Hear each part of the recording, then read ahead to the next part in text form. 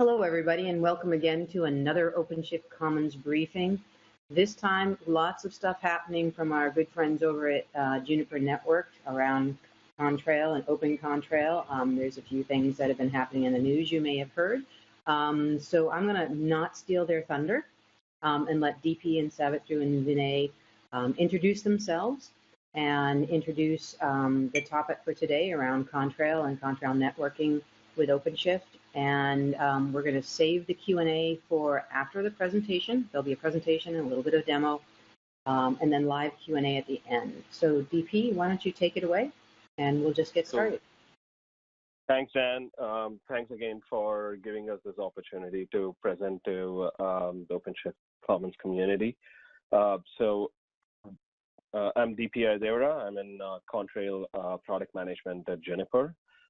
Savithru and Vinay are in Contrail Solutions team. So what we'll do today is talk about, we had a session last year in August, where we kind of gave an introduction to Contrail as well as how we have integrated into Kubernetes and OpenShift as a CNI.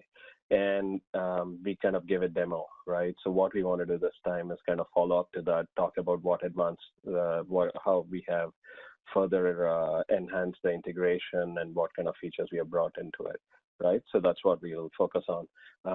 There might be some folks in the audience who did not listen to our first session, so I'll spend a couple of minutes just introducing the topic again, okay?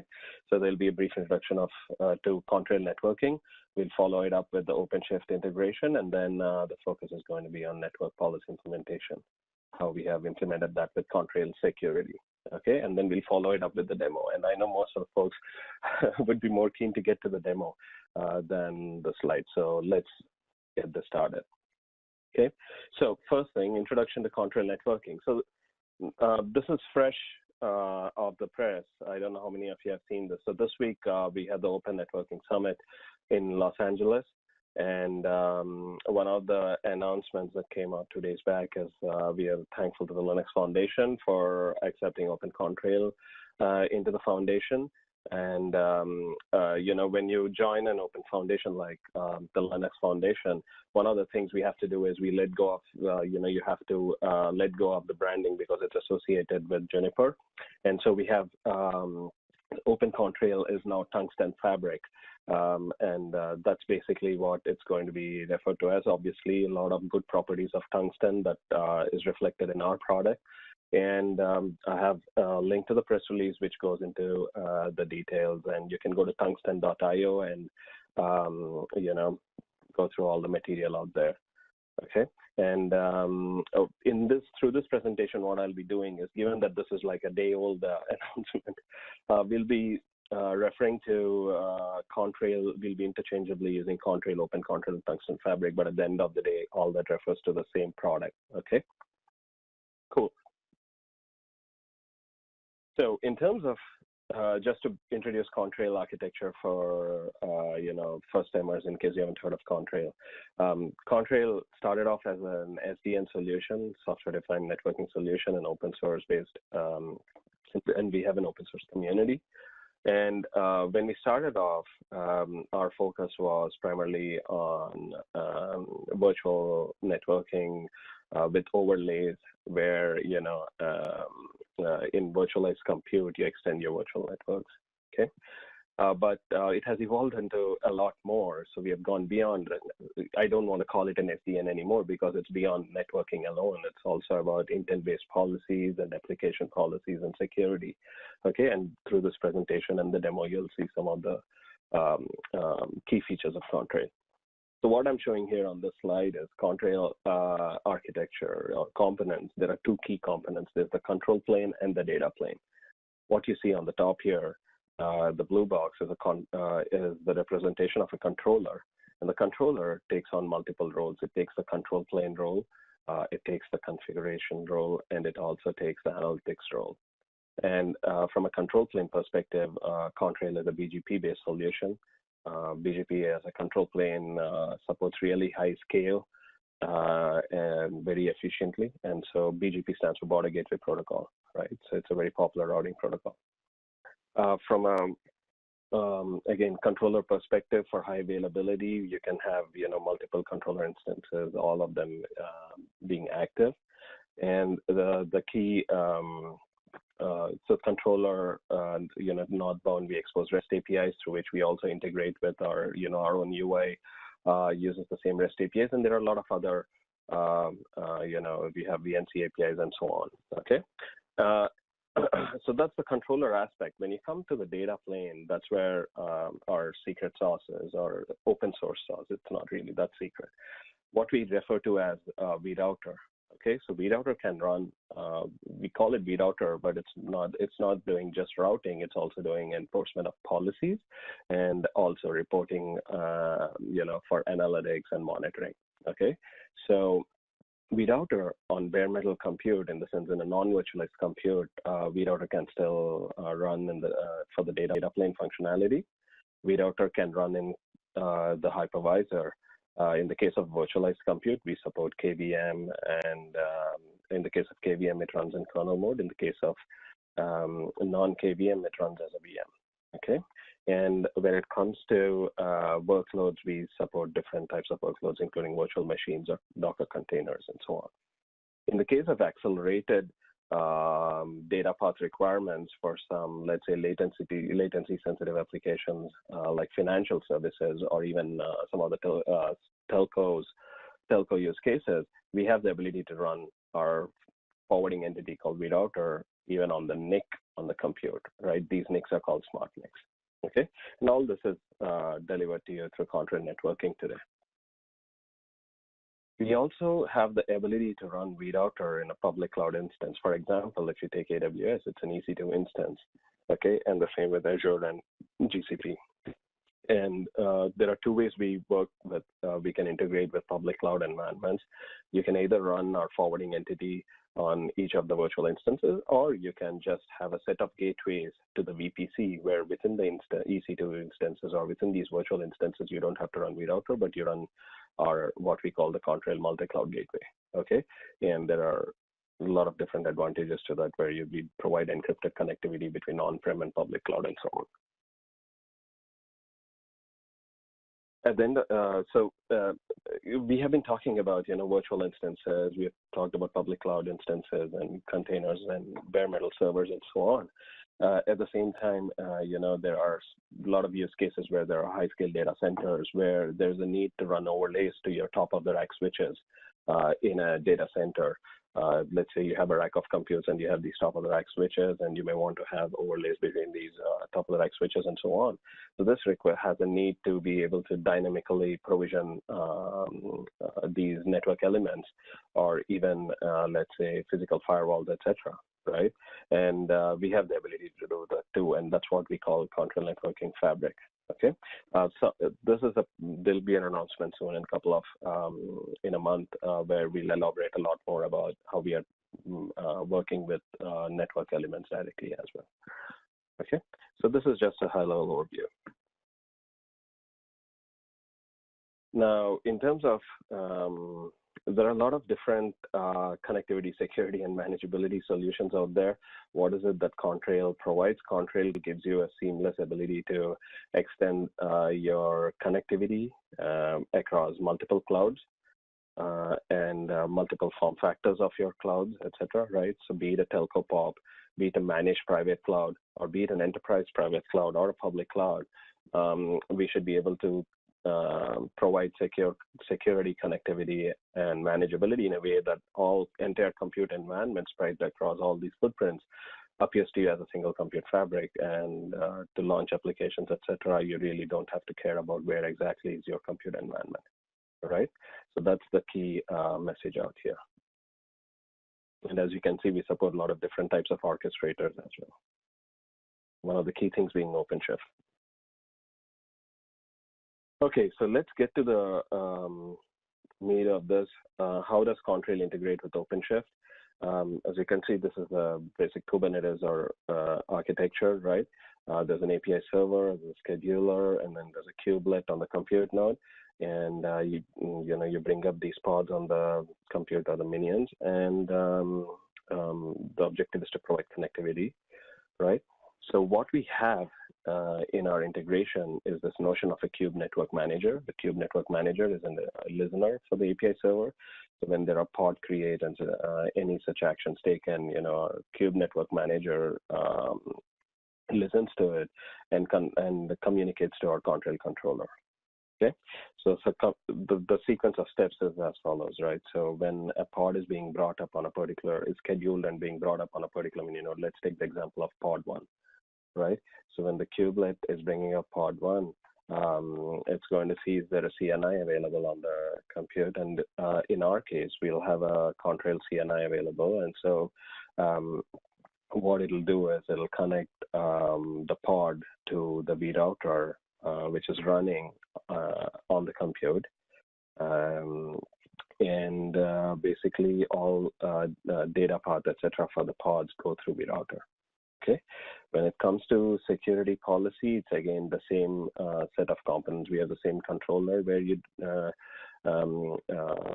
same controller and the same enforcement point as vRouter, and we'll talk about it in a minute how that works. Okay. One of the key things to remember here is vRouter replaces kube proxy, but in terms of functionality, you're not going to see any difference in functionality. Okay. All right. So getting to, okay, how exactly do these objects map, right? I mean, the first time we did Kubernetes integration was actually back in 2015, 2016, I think more towards 2016. And what we did at that time is the first implementation used some custom labels, etc. This is before the CNI era.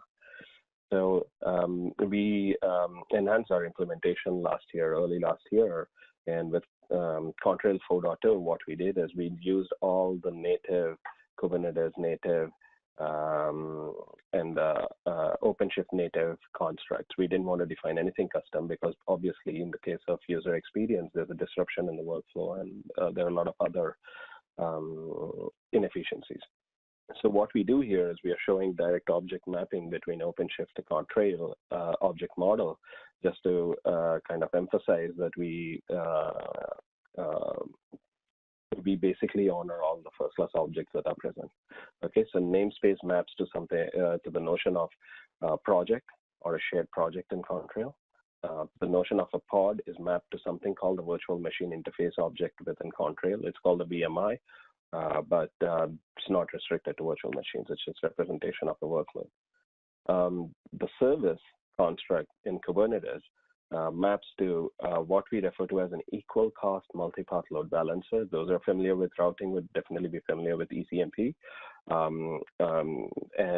This equal cost multi-path load balancing happens natively through our data path. You don't have to have a load balancing instance or anything like that. And it's customizable how you want to really load balance and so on. So service is a logical construct for us, and it's implemented in the data path. Ingress in the case of Kubernetes maps to, we package HA proxy load balancer, but we can work with any other ingress backend as well. Okay, we support OpenShift router too. And when it comes to network policy, it translates to firewall policy. Okay, and we'll go a little bit more detail into network policy in a minute. So before I go into Kubernetes or OpenShift network policy integration and how we deliver that through, how we integrated that with Contrail Security, there are a couple of things I wanted to highlight about Contrail Security, right? So when you through our deployment experience in a lot of SaaS providers where their cloud is very critical to their business, we gained valuable experience in terms of policies and how they are managed and how they scale, etc. Right. So one of the key things we learned is policies need to be portable. They should be consistent. They should be intent-based. You shouldn't have to have networking primitives in your policies, etc. Right. I mean, this is pretty standard these days. So what we have at Contrail Security is intent-based policy, and we'll see an example in a minute. Whether you apply that policy on an OpenStack cluster, an OpenShift cluster, or in the public cloud, you don't have to rewrite the policy. It's defined once, but it is enforced on the compute based on the type of compute, okay? Secondly, visualization is very critical when it comes to monitoring compliance, monitoring any kind of, the ability to identify any bad flows, etc. So we have a pretty strong visualization tool, which you'll also see in the demo, okay? And when it comes to Contrail Security, we can not only enforce our firewall policies on in virtual environments, but we can also enforce them on physical devices too. Okay, and in addition to that, we have the concept of a host-based firewall for L4 enforcement of the B router, as well as L7 layer 7 enforcement of the firewall. Okay, so host-based firewall gives you the advantage of running a containerized, let's say, firewall appliance on your compute and being able to do any kind of policy enforcement for communication within the compute as well. All right. So let me move on to an example of a policy. We'll then later, through the demo, what we'll be seeing is how this policy maps to a Kubernetes network policy. Actually, in the case of Kubernetes network policy, you go through your typical workflow of creating a network policy YAML and applying it, and it automatically translates to this particular construct I'm going to explain. So when you look at a policy framework scenario, let's look at the use case, right, where we take a simple policy called allow HTTPS traffic between web instances and app instances. Okay, the tier is referring to a classification of instances into web type or app type, etc. Okay, so now let's take a look at these different environments. If you look at a dev, let's assume there's a dev environment, development environment, and it's a finance application. Based on this policy, web instance can talk to app instance. Now, let's say you have a production environment. Based on this policy definition, nothing stops. The intent was that the web in production deployment should talk to app, but logically, there's nothing stopping web from dev talking to app from production, right? So we have a notion called match deployment, right? As you can see, nowhere in here are we specifying any IP addresses, no port groups, none of that, right? And there are a lot of, and so this is completely abstracted, and that's what helps us make it portable. All the translation happens with the computer. Coming back to deployment, there's the notion of a match deployment. Okay, so what that does is, okay, you want to enforce the policy for communication as long as they are restricted to the same deployment. So let's assume we have a US site and an EMEA site, right? You said match deployment. There could be a dev environment in your EMEA site. We have real customers who have similar kind of deployments. Nothing stops web instance from US talking to app instance from EMEA logically, right? So we have a notion of match site. So there are different ways you can actually segment your and apply your firewall policies. Okay, so because of match site, what you're basically preventing, you're making sure that the intent that was that local web instances talk to the app instances continues to be maintained, and the policy is also at the same time portable, etc. Now let's take another example where we have, let's assume within a particular site, there is a shared data, and that's legacy data, right? Let's say the dev and production environments are accessing the same database, right? There is a policy saying allow my SQL traffic from app instance to DB, but match site. The idea is that we should give enough flexibility to, not just restrict within a deployment, but if there is some common infrastructure or application to be leveraged in a site, you're able to do that. You're able to do that effectively. So these are two simple policy examples, and what we can see is compared to some other competitors in the market and in real world deployments, we have actually reduced the number of policies that you need to scale to by almost 6 times. For example, some of our competitors use 12 rules to achieve the same outcome as we have done here with just 2 rules. Okay, so it's a very easily scalable and easily definable policy framework. All right. So when we bring it back into the Kubernetes or OpenShift world, how exactly do these objects map, right? So in the case of, the mapping is very simple. There's a label maps to something called a custom tag. Again, these tags are, there are a lot of different ways you can classify your applications, right? And the tag applies to, it's defined through that classification. But in the case of Kubernetes, we inherit the label as a custom tag. Okay, so there's a one-to-one mapping between tags and labels. Namespaces, again, we have a tag associated with a namespace. So the objective is you have different granularities at which you can apply policies. Okay, network policy directly translates to firewall policy, and the ingress rule to firewall rule, and so on. Okay. So what I'm going to do now is hand off to Savithru for the demo, so that, I know I went through pretty fast, but so that when you see it in the demo, hopefully you'll get a better understanding of what we're talking about here. Okay? Okay. So thanks, DP, for the detailed explanation. So my name is Savithru. I work in the Contrail Solutions team. And along with me is Vinay, who is my colleague in the solutions group as well. So we'll be kind of tag teaming to do this demo today. As DP mentioned, the Contrail Security is one of the major implementations in the new release that we have.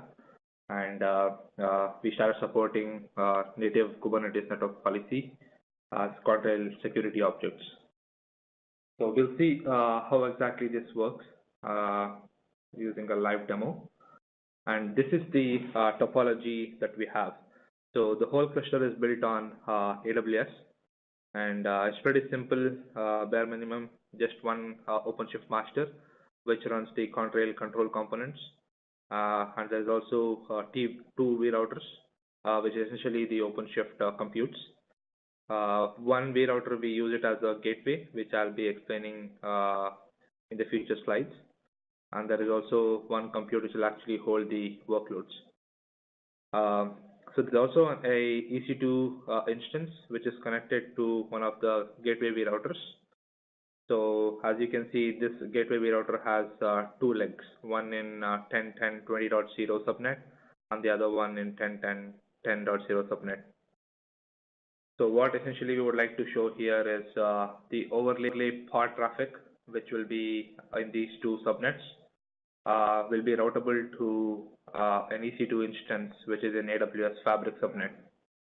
So this opens up a lot of opportunities for our customers to connect their overlay pod networks to AWS or other cloud endpoints. So the first demo is about Contrail Security and the support for Kubernetes network policy. So let me go back to the UI.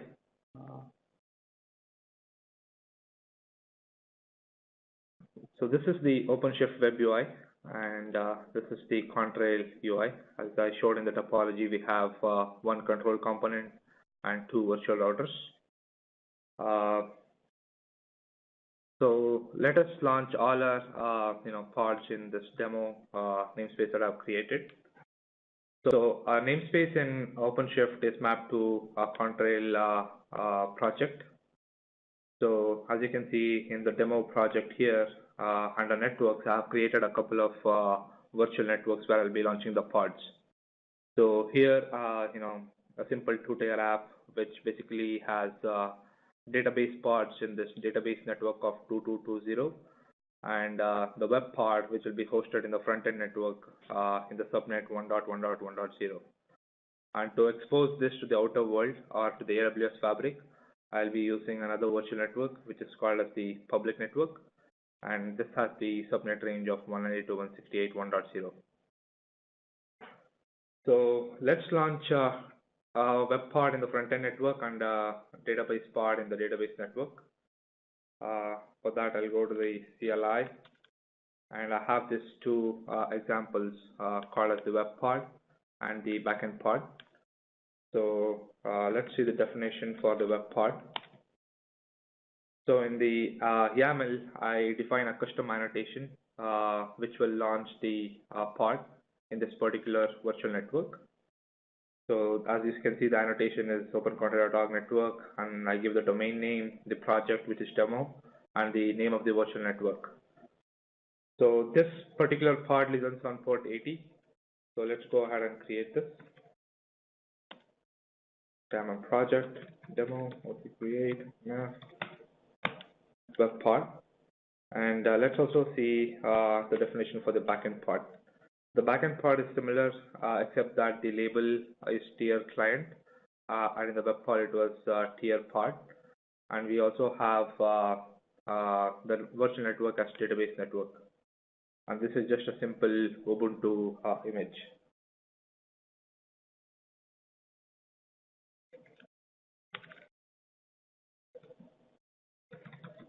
So let's go ahead and create this pod as well.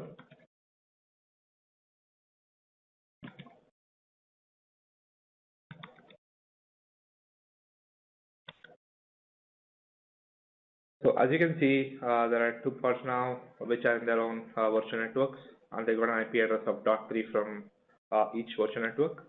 And the label associated with them, the web pod, which is a HTTP server, is labeled tier server, and the backend pod is named tier client. So once you create these labels in Contrail, if you go to tags section, then you'll see that these labels are automatically generated. So we have the tier client and tier server in the Contrail web UI. So now let's go to the backend pod and try to ping and also do a wget on the web pod.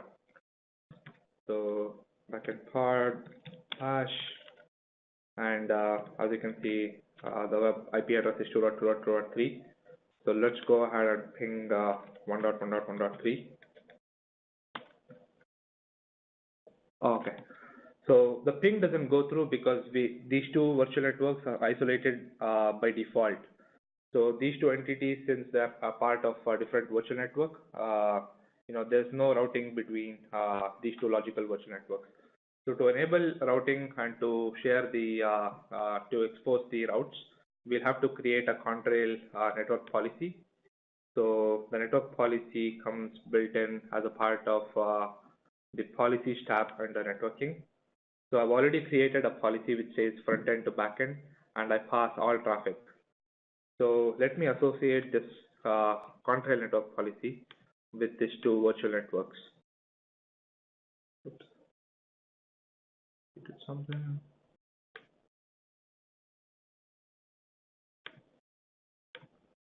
So for the front end network, I've attached the policy, and also for the database network, I'm going to attach the same policy. So now, since the routes are linked between the 2 virtual networks, I'm able to ping from 2.2.3 to 1.1.1.3. And I can also issue a wget to see if my web server is returning any data. And as you can see, it downloaded the index.html on port 80. So this is default Contrail constructs of defining a network policy and linking the routes between 2 virtual networks. So now let's go ahead and create a Kubernetes network policy, and let's see what happens in Contrail. So my policy definition for Kubernetes network policy says that I open only port 80 for all traffic coming from tier client towards tier server.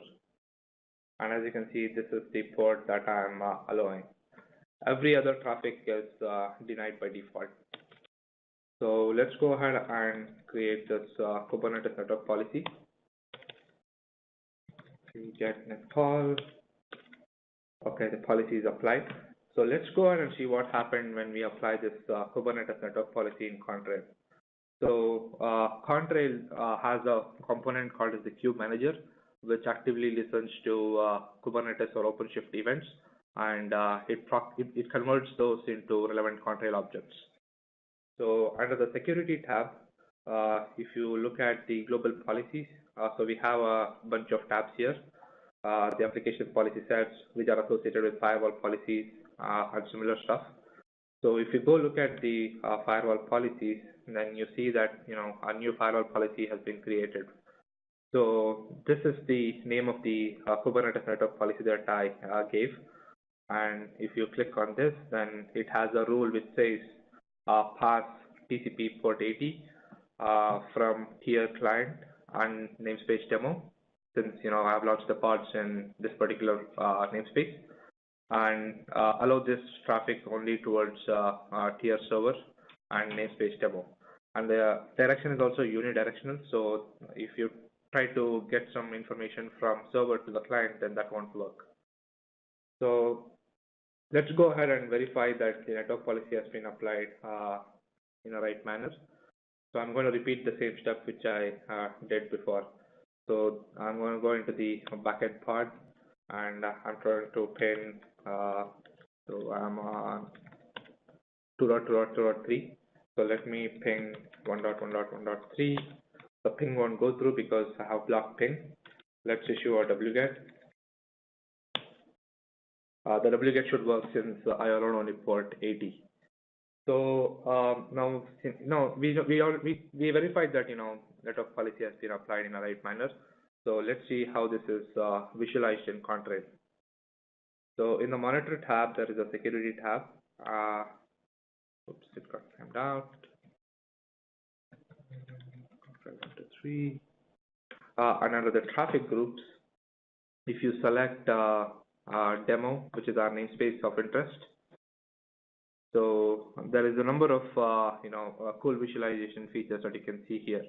But the one which we are interested is between the client and the server. So if you click on that, then you will see that there are a number of rules that it tries to match. So as you can see, it permits this particular traffic between tier client and tier server on port 80, and it denies every other traffic. So if you try to do a wget for a number of times, then this session's initiated counter will increase. Since I did a wget for one time, the count is 1 right now. And similarly, the deny counter also will increase for any non-constrained traffic that has been initiated from client towards server. So this is the cool visualization that Contrail offers. And you can also, there's a number of other knobs that you can turn on. For example, if you want to filter based on a different application or a different tier, then you can select those tiers and applications and filters. And you can also get the stats for the last hour, the last day, the last week, and similar kind of stuff.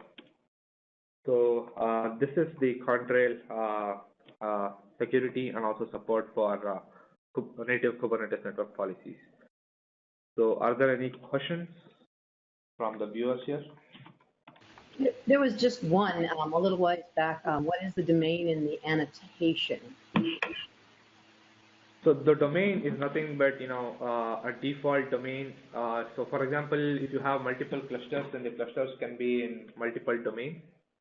Yeah, so this is Vinay, and I was just responding on the chat. So basically, we'll allow a user a layer of abstraction above projects, wherein you could create multiple, create a domain for your infrastructures, and then create projects under different domains. So it gives you a layer, one layer more of an abstraction beyond project. I'm looking to see if there's any other questions. There's one, what versions of Kubernetes and OpenShift are supported? So currently our implementation, which was submitted to the upstream OpenShift code, was 4.1, but we are like a couple of weeks away from 5.0. Yeah, and that is for the OpenContrail. Yeah, hold on, Vinay. So from an OpenShift perspective, we have validated up to 3.7. 3.9 is just out, so I think, or is in the process of being out soon. So we'll be able to easily keep up to the latest OpenShift. Okay, so as of now, we are using 3.7 for all our validations. And from a Contrail perspective, we have an upcoming release mid-April when network policy and a lot of these features will be GA as well. Okay, so what we'll do is I think we'll add a slide with that information. And Dan will share that with you, which you can then publish as part of this session, I guess. So how much time do we have? Oh, you have as much time as you need. Okay, sure. Cool. So I quickly want to jump to the next portion of the demo.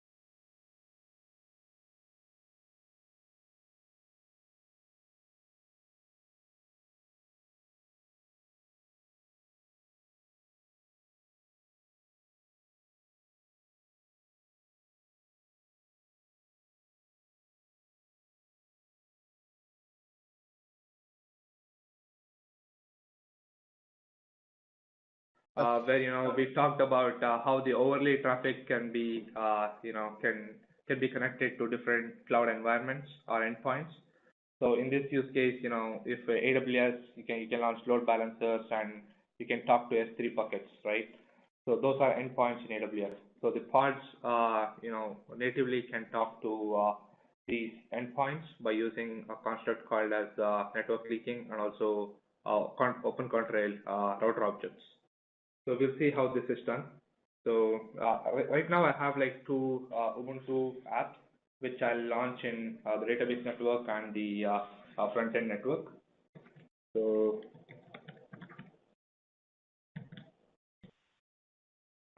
database and Ubuntu front-end.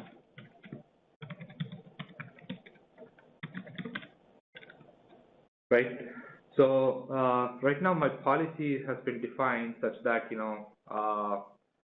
if I go to routing here and default, so I have a routing enabled here, which is essentially a route table which says whatever prefix for which is my AWS fabric, which is 10.10.20.0. I showed that diagram. So all traffic destined towards this IP subnet go to the V router, which is 10.10.10.254.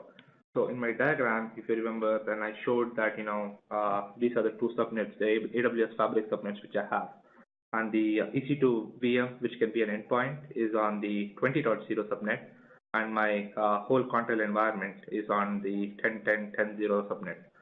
And this gateway V router has two legs. 10.10.20.254 and 10.10.10.254, which is on this LAN network. So what I'm trying to do here is, since I have this overlay network of 1110 and 2220, so I'll allow only this particular overlay network to access the EC2 VM, and the rest of the overlay networks are blocked from accessing the AWS endpoint. So this is essentially what my route table says, and I have attached this route table to my virtual network. So here under advanced options, I have this static route, and this is the route table which I've attached. So essentially, search. So if I try to access the so my AWS endpoint, the test VM has an IP address of 10.10.20.20. So if I try to ping this IP address from the front end part, I must be able to, since I have the route configured. But if I do the same from the database part,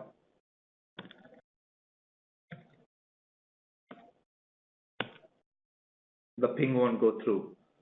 So this is the power that Contrail provides. So with just some route manipulations, you can essentially connect your AWS endpoints or the fabric to the overlay networks. So this is one other demo that I wanted to showcase. And is there any questions here? Sindhu is asking, can you have multiple OpenShift masters running in one namespace? What happens if the controller goes down? Yes, we do support HA of Contrail plus OpenShift. So we run all our Contrail components on OpenShift masters. So if you have 3 masters, then you'll have 3 instances of the Contrail control components as well. And around the versions of Kubernetes and OpenShift, just to go back a little bit to DP, just clarifying that Kubernetes 1.9 and OpenShift 3.7 and 3.9 is in the works. And you've been testing on 3.7. For those of you who don't know, we have gone from 3.7 right over to 3.9. So if you're wondering why the 3.8 isn't there, it's just was the migration path was 3.7 to 3.9. And just clarifying that a little bit. So if that's a little confusing, it is confusing. Other questions? Do you have a little bit more to talk about there? Yeah, the last demo was the automated build process in OpenShift and how we support it.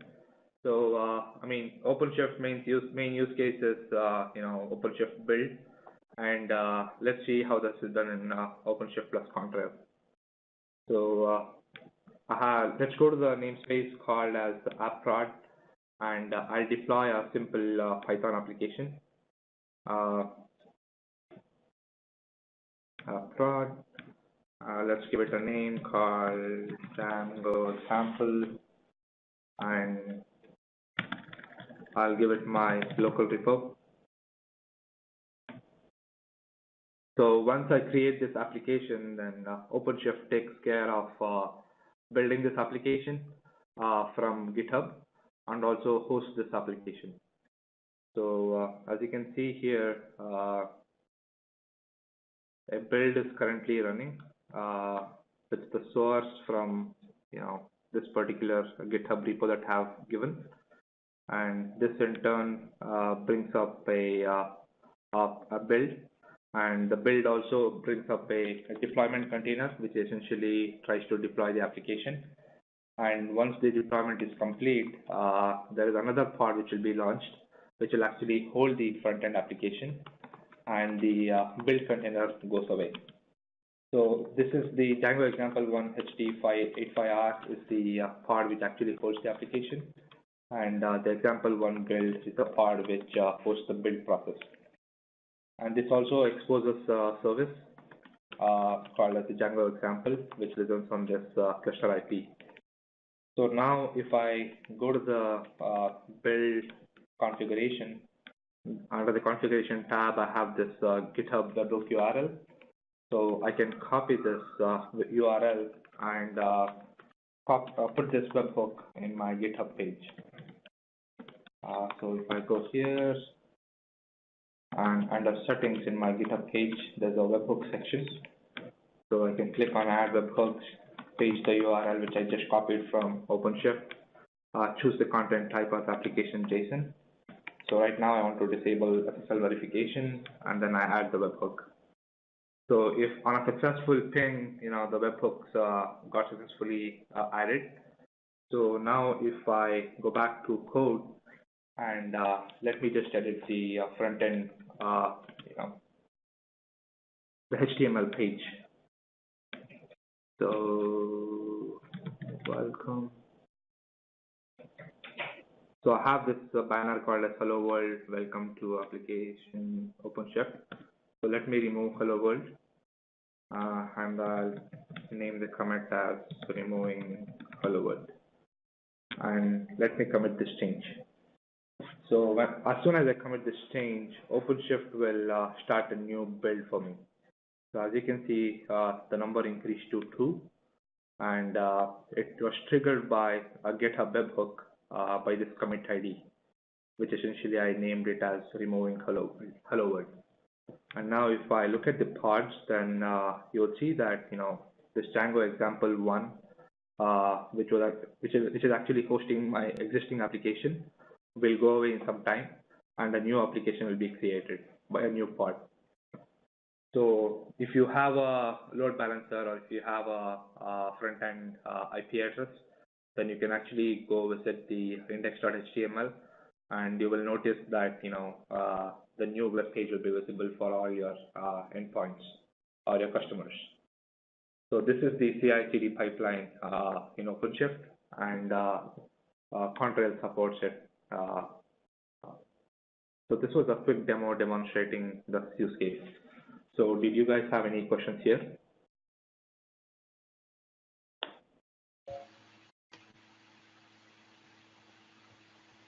Okay, so if there are no questions, then this is the last demo that we had, and thank you for your time.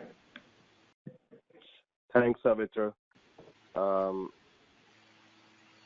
So if you could now perhaps pop over to where they can find more information. Yes, let me do that. I'm going to start sharing. Because I think that's kind of an important thing too, especially with the name changes. Yeah. Hey, Savithru, can you go to tungsten.io? Okay, you stop sharing. Sure. Start sharing.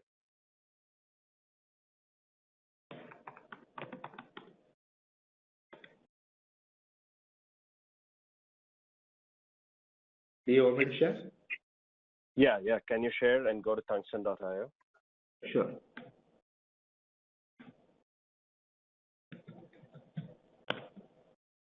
So Dan, this is our new domain name, right? If you go to opencontrail.org, there is a ticker there which kind of redirects you here. And we have all our documentation. This is basically introducing what tungsten.io is about, and who all are using it, as well as who all are collaborating in this open source project. And if you go to the top, there are blogs, there are documentations. We are already porting from OpenContrail to tungsten.io, and all our documentation will be available here. Okay, so latest on OpenShift integration, etc. And Savithru has already published quite a few blogs as well. All those will be available through this site. Awesome. Thank you very much. Okay. There is cool.